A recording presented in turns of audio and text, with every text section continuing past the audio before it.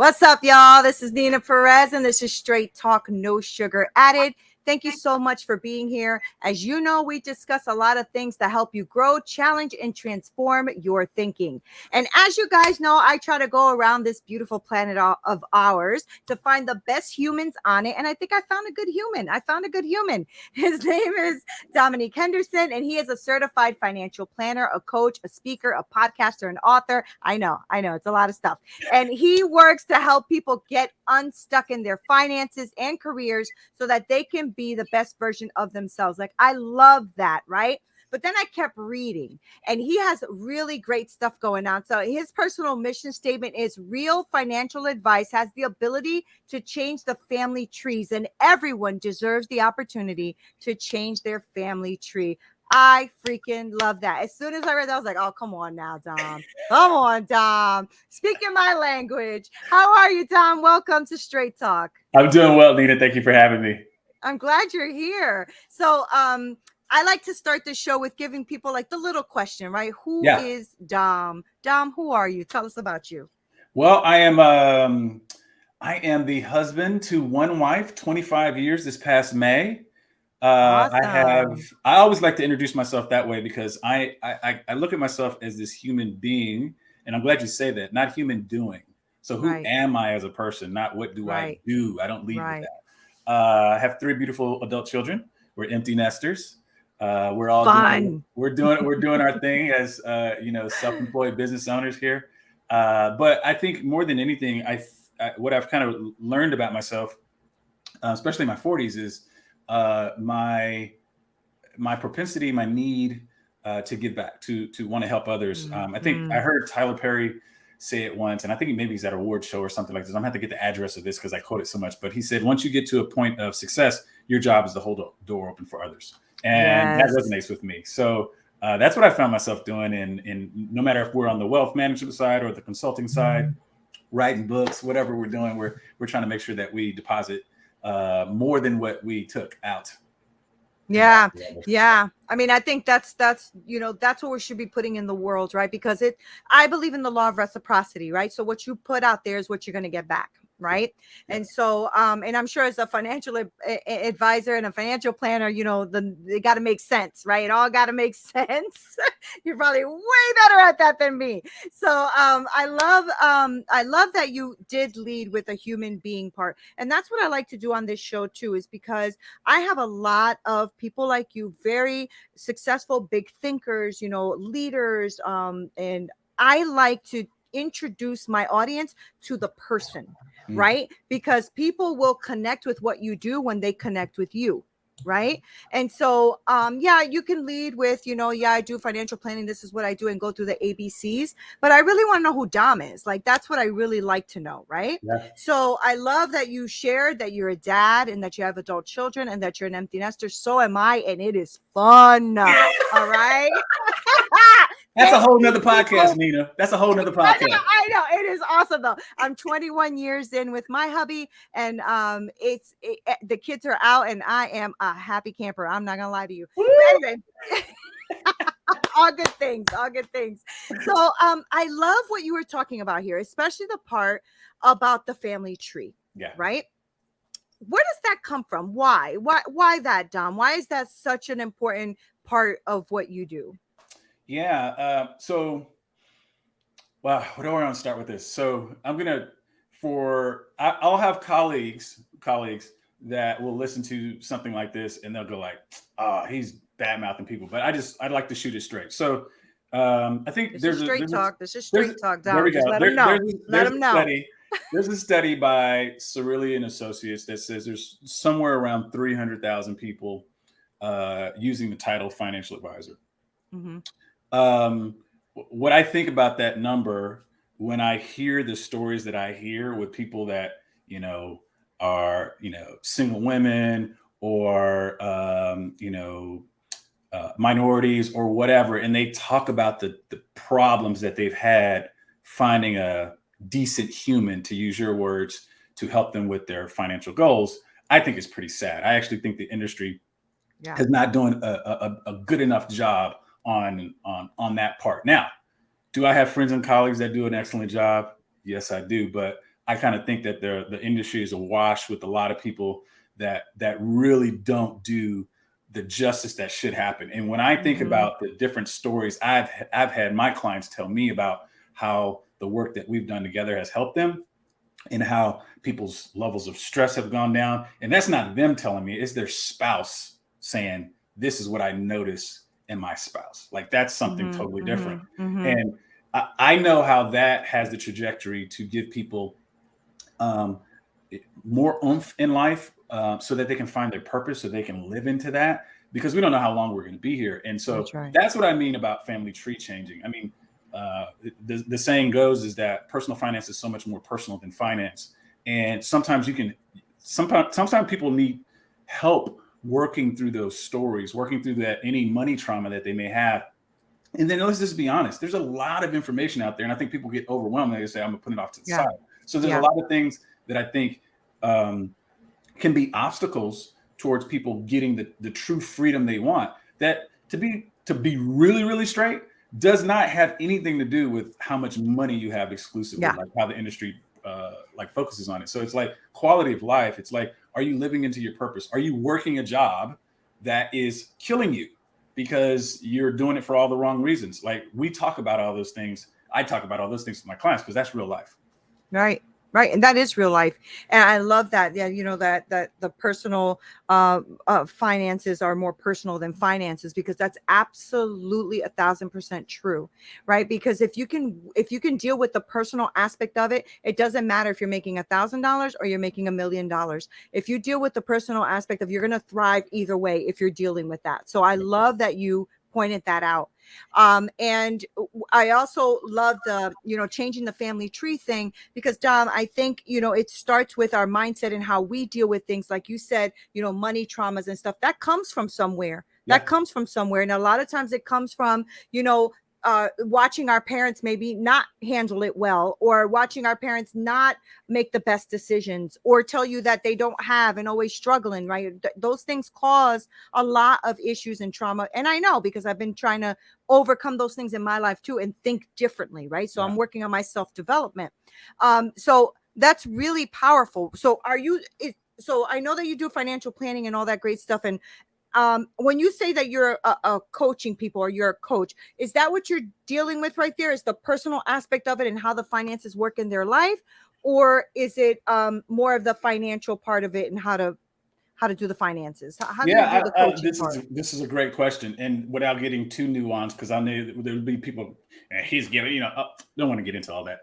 I look at financial coaching as a verb. I know people that are financial coaches as a noun, that's the title they use. But I feel that my job is merely as a guide. And this is what I say to just about all my prospective clients. I say my job, if I just want to make it really, really simple, is to help, in this case, let's say Neena, take her limited time and her limited money and help her spread that across unlimited choices. Because a lot of people get distracted with all the things that can happen. I use this example all the time. Let's say somebody comes to me and is like, Dom, I need to save for $4 million for retirement. Okay. When do you want to retire? Why do you want to retire with $4 million? Oh, well, I would like to do this, that, and the other. I dig down. I don't stop right there. I say, what is the reason why you want to save $4 million? What is the reason why you want to retire early? And then we get into the conversation that's like, well, I work so much now, I never get to see my family. Okay. Now we have something there. We don't need $4 million to see our family, and we don't need to retire to see our family. Let's start building in some things that we can do right now so that you can start seeing your family more. And that may look like you're in the wrong job. It might look like that. So we work through a plan to get you to where you want to go. And some of this, I was talking to one of my youngest clients the other day, and we've been working together probably about a year and a half-ish. And she's at the point right now where she's thinking really strongly about taking a sabbatical.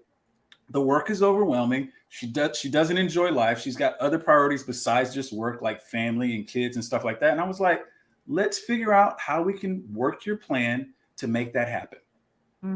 Because at a certain standpoint, we're talking about mental health. If you're just going to a job and you're just getting burned out.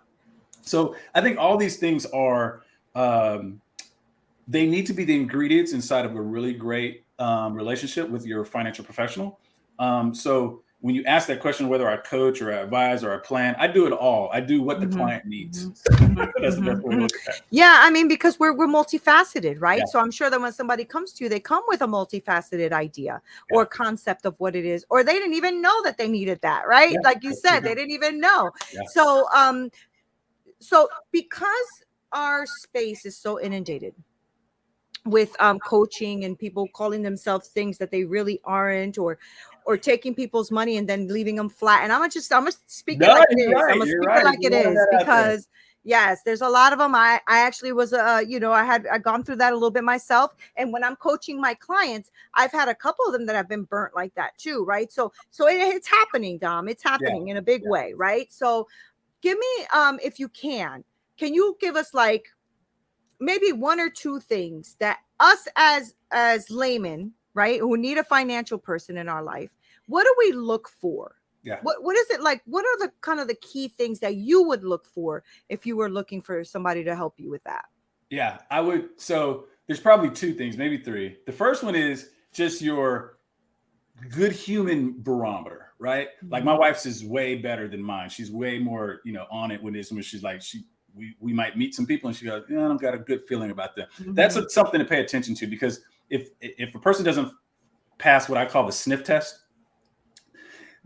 they can be as smart as all get out. Competence is kind of like, table stakes in this industry. I mean, granted, there are people that are more competent than others, but there's certain exams that you have to take, which I'm gonna get into in just a second, that demonstrate your viability as a financial professional. And so that's not what we're really talking about. We're talking about somebody that's about to see you get financially undressed and needs that bedside manner and empathy and, the active listening and all the other things that go with their level of competence. You want that. You don't want to feel like your financial professional is talking down to you. You don't want to feel intimidated. You don't feel like there's stupid questions whenever you meet. You don't want to feel any of that. So like, there's a vibe that people give you when they act like that, condescending and all that kind of stuff. If that's that, out the box, no. The second one I would say is that kind of goes along with that is, would you refer this person to your parents? If the answer is no, you probably don't need to be with them either. If you're not good enough for my mom and dad, you're not good enough for me. That's the way I would. Good. Yeah. And, the last but not least is there are, there's so many just different designations. But what I will say is the following. Typically, and let's go back to that number I gave you earlier. So there's 300,000 people using the title of financial advisor. I decided to go certified financial planner about 6 years ago. There's just about 90,000 CFPs. So there's a big gap between I just took a test and I can sell you insurance or I can sell you some stocks or whatever, and CFP. CFP, we have to have what is called the 4 E's. You got to have 6,000 hours of education.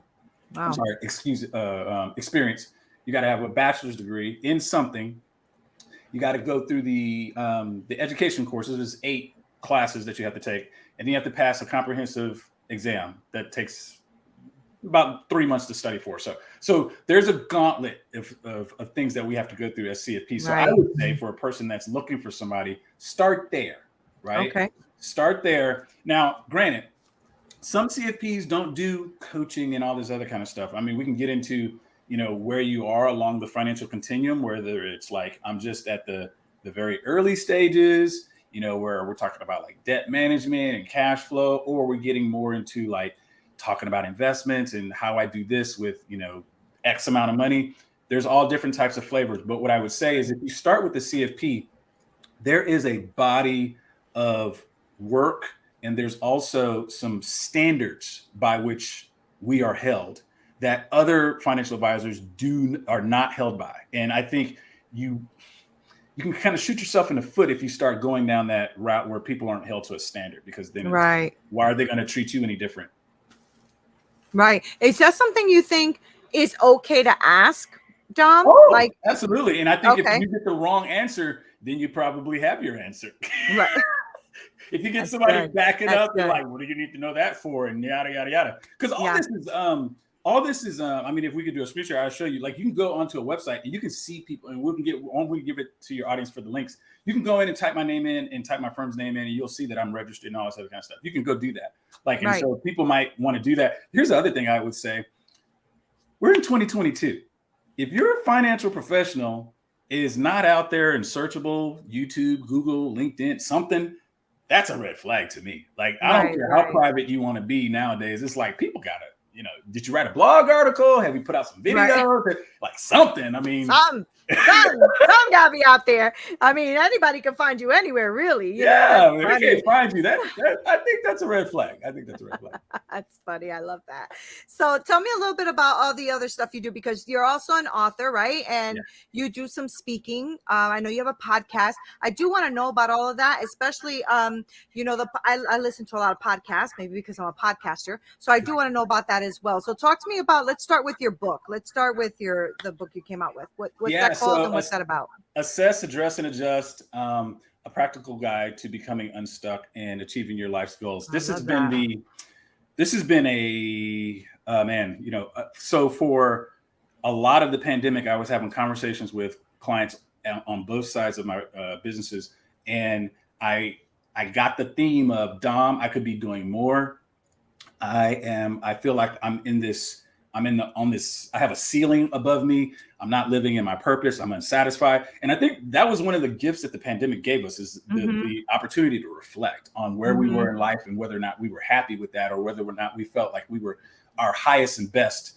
And so the book is an aggregation, is a mosaic of frameworks I've been using probably for the last decade almost, because I was like having those conversations over and over and over again. I was like, it dawned on me, like, you have solutions, if you will, to some of what people are saying, like how to find yourself, how to create a vision, you know, how to develop a personal philosophy, like what are the elements of success. I've done a lot of studies on like the top 1% and what they do, and why people sabotage themselves, and, you know, the stages of life that you go through where you have to become something in your mind first before you do something to then have something. A lot of people start at the end of having, or wanting rather, and they never become the person that has the capacity to hold that thing that they want, or things. So that's what the book is. It's really kind of like walking through those frameworks and helping you apply. Awesome. I really wanted to make it something that didn't take people a long time to read, so you could literally like read it in the weekend. And what I feel the most beneficial part of it is there's a 30-day action guide, like a workbook. Oh, great! Say, wow. On day 1, you do this. Day 2, you do this. Day 3, you do this, and just walks you through. So that's 30 days is to kind of like give you a little kick in the pants, and hopefully after that you've got it drilled in habits, and you know, and continue to move forward. That's really great, because, and I love that it's a quick read, because you know, truth is, Dom, is that's one of the biggest excuses for anybody not developing themselves, is always saying that they are too busy, right? That they are too busy. I'm too busy. You need a coach. No, I don't need a coach. I'm too busy for a coach. Well, you're gonna stay busy. You don't get somebody who can help you. You're gonna stay busy, right? So that's really fantastic, and I'm gonna be picking that up. So what's the name of it again? Assess, Address, and Adjust. Okay, great. A practical guide to becoming unstuck and achieving your goals. The assess, address, and I can go through that framework. So I've always looked at life like this. And it's not just because I like acronyms or alliteration. It just makes sense, and that's how I remember it. So we always have to assess our situation. It's almost like you step on the scale, you see what the scale says. It's an objective measure of where you are. You have to know where you are right now in order to know where you want to go. Right. Then we're going to do the addressing. Okay, I've got this problem. This is what I need to do about it, right? And then you adjust behavior-wise. If it's weight, then I need to figure out if I want to diet, if I want to work out, if I want to do both, do I want to hire a trainer, blah, blah, blah. The methodology is out there. Right. What I choose to do is obviously going to be a product of how bad do I want it, right? That is the 1, 2, 3 of how you achieve goals. It otherwise does not happen, because a lot of people get too focused on results, and they don't realize that there first has to be a mindset shift about what you're trying to become. And then you'll put into what I call the deliberate practice of things, which is what you do, how you behave, how you act, how you keep on showing up. That is going to give you whatever results you want. Yeah, I love that. I always say that all the time. How do you show up? Because that is so powerful. And, a lot of times we show up not the right way. I love that you first have to look at the reality of the situation. And one of those things, Dom, that you probably, maybe even yourself have run into with some people is that old way of thinking that we don't discuss finances, right? We don't discuss the money. We don't discuss any of that. And then people are like shooting blind, right? I had to learn, with my financial advisor as well, like, where's your numbers at? And I'm like, I don't want to talk about it. I don't want I'll to do talk that about part. it. I want to Yeah. talk about that Yeah. number. Yeah. But it was the best thing I ever did because it gave me a really nice handle on eliminating debt and raising my credit score and all that great stuff. But had I not done the work or done the reality check, right? I'm over here talking about straight talk, no sugar added. Here I am, don't want to look at nothing. You know what I'm saying? But, but it was a really great reality check. And I realized it's not just with that, even with my health, same thing. I had to step on the scale, talk to my nutritionist, talk to my naturopath, and get some stuff going, right? So I get that. I get that. And that is awesome. And I'm going to pick that up. And I know that people who are listening are going to pick that up. So that's awesome. I also want to talk to you about other things you're doing because you're also a speaker and you do podcasting, right? Yeah. So tell me what you do when you go to speak. It's not one of those boring things where you just stand there and talk about finances all day, right? No, I gotta keep it live, and way too fun for me. Okay, go ahead. I'll be honest. I love video. I love live stream. I've kind of always kind of tongue in cheek joke that one day I want to have a TV show, but I think it was two things that started this evolution. When I started my wealth management firm 6 years ago, I hired a video coach, and it was really just kind of serendipitous. I was just like, I'm trying to save money, low overhead. I don't want to have an office and stuff like that. And I want to be able to meet with people virtually. And, the pandemic came along. It was like, oh, that was a great idea. But it also got me into the habit of just being on video and creating content around that, which then kind of birthed the podcast. I remember I was doing these like really, really boring voice, screen PowerPoint with my voice, not showing my face. And my wife was like, let me get this straight. So you're trying to get people to trust you with their money and you're not showing your face.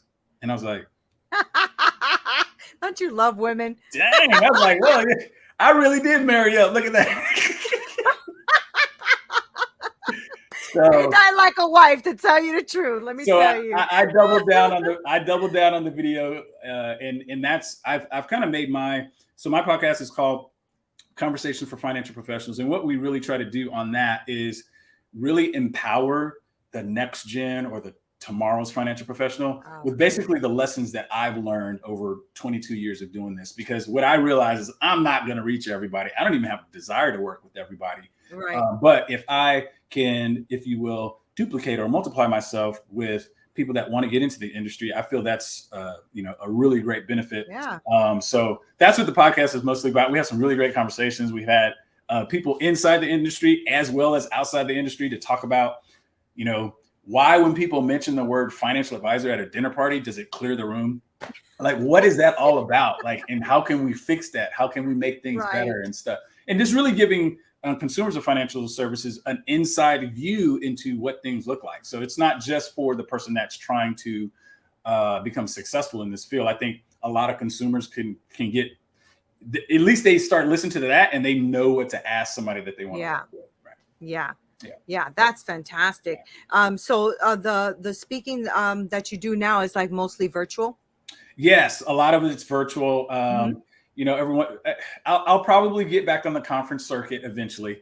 I'm kind of boycotting conferences. I feel something, and this is just a personal aside, but I kind of feel some type of way that all the financial conferences, there's no consumers of financial services there. It's just us talking heads to ourselves. Like, what is that benefit? That's not helping anyone. So I'm kind of boycotting right now silently. I get you. So talk to me a little bit about your firms. Because I know I have, like I said, I have a lot of leaders in business, professionals here and stuff like that. So tell me a little bit about each firm and what it is that you do. So DJH Capital Management is a registered investment advisory firm. And all that means is that we've gone to the state of Texas and we've said, hey, we want to help people obviously in Texas, that's my home state. And then anybody else that wants to work with us. So I have clients in, DC and California and all over the place. The main gist of DJH Capital Management is taking an unconventional approach to what people really want. What do I mean by that? Well, people really want their money when they trade their human capital and all that is, that makes up them for financial capital. The money is just a conduit to get things that they want in life, right? And sometimes we need to look beyond the numbers, beyond the charts, beyond the graphs and all the boring Monte Carlos, all that stuff, and kind of be like, Neena, what do you really want?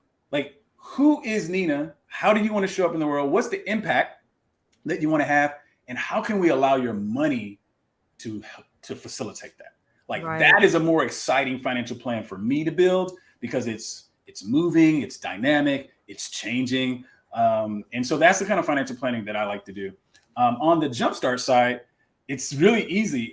We're taking the lessons that I learned by interacting with clients in my wealth management firm and teaching that to the next generation. Because I kind of feel like real financial advice, that acronym is relatable, empathetic, attentive listening.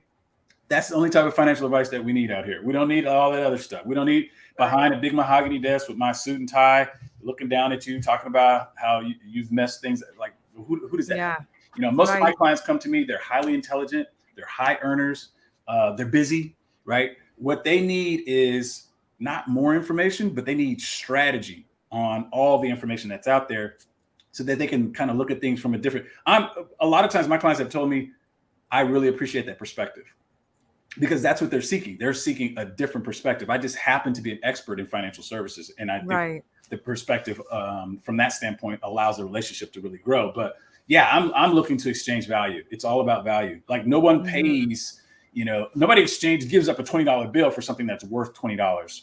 Like, they've got to feel like it's worth more than $20. I look at the same thing with the advice relationship too. So that's the type of clients that I serve.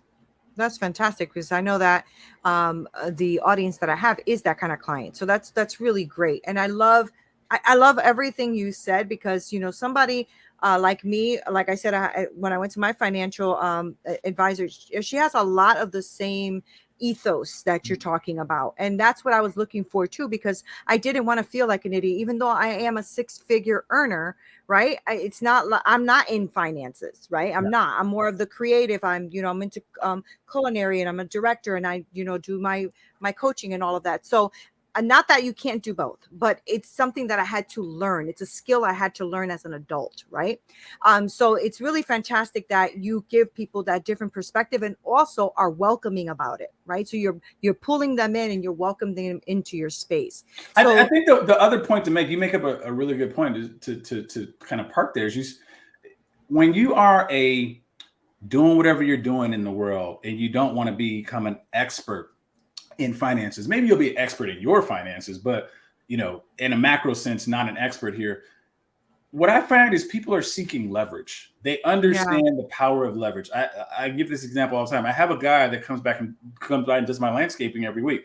I know how to cut my lawn. I'm actually pretty good at it. But would I exchange an hour of my time, or as quick as he does it, sometimes with his crew way quicker than that, for the price that he charges me doing it? It doesn't make sense. It's not an even trade. And so I think a lot of smart people, intelligent people, they get that. They go, an hour worth of my time, you settling down and figuring out, okay, these are going to be my next podcast episodes. This is how I'm going to bring value to my audience, instead of going out and like working through your 401k. It's like, why would you do that? So That is so true.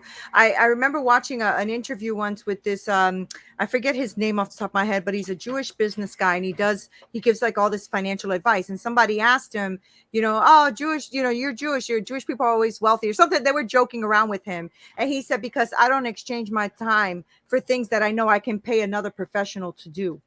He said, I'm not going to go out here and try to figure out how to fix my car. If I have a mechanic that knows how to fix my car, that's a waste of my time. Right. And I was like, I took that to heart. I was like, that makes so much sense. And as I started to grow and growing my coaching business and my podcast and everything, I realized I need a podcast manager, or my VA, or, I need a team, and you need a team. Yeah. because it's hard to do it all by yourself and wasting your time with all of the little stuff that steals the blessing. I always say the little things that come and steal the blessing. I like that. You know? I like that. Yeah. I like that. So I'm really, really excited that you came on here and that you dropped all of this knowledge, Dom. And I know that like I said, I have a phenomenal audience. So I want to know how we're going to follow you, how we're going to listen to you, how we're going to work with you, all that great stuff. So drop it for us, please. Yeah. So I've made this so easy in the last couple of months, and this is because of my team that forced me into this corner and said, why don't you make it easier? You got to, so I have Dom Henderson. Between them and your wife, you're in trouble, man. Look, this is one thing about me. I have noticed. I'm 46 now, and what I have noticed is that the team you put around you, although I may be quote unquote the leader, they all have what they bring to the table, and I try to make sure that I keep listening to them. Does that mean I'm going to do everything they say? No, but I love the ideas. Keep them coming. That's awesome. That's really great. All right. Sorry to interrupt you. Go ahead. No. So Dom Henderson SR as in senior.com. Dom Henderson SR.com. You can get to everything there. There are a link to the wealth management, as well as Jumpstart, as well as the podcast, the coaching, all that stuff is all in one spot, the blog, everything. Great. So anybody who's listening right now, Dom, do you have like a free consultation or anything like that where they can talk to you about what they're planning on doing and what they need help with? Yes. So if you go to that site, domhendersonsr.com, you can click on the button for, I would like to speak with a financial advisor, financial planner, and it'll take you directly to my calendar. I do a complimentary discovery session for people that are like, hey, what direction do I need to go? I've never talked to a financial planner before. I don't even know where to start. Yada, yada, yada. We have all that hooked up there for them. Beautiful. Dom, thank you so much for spending time with me on Straight Talk. I really appreciate it. Thanks, Neena. I'm glad we were able to hook this up. Yeah, me too. I'm over here canceling on him, y'all. It's all me. You know, I was moving. Y'all heard my pains and my aches on Instagram. Dom, thank you for being flexible. Really, I appreciate you. I really, really do. And guys, thank you guys so much for being the amazing audience that you are, because I could not believe my numbers when my podcast coach called me and said, have you looked? I said, no. He's like, it's at almost like 32 or 35,000.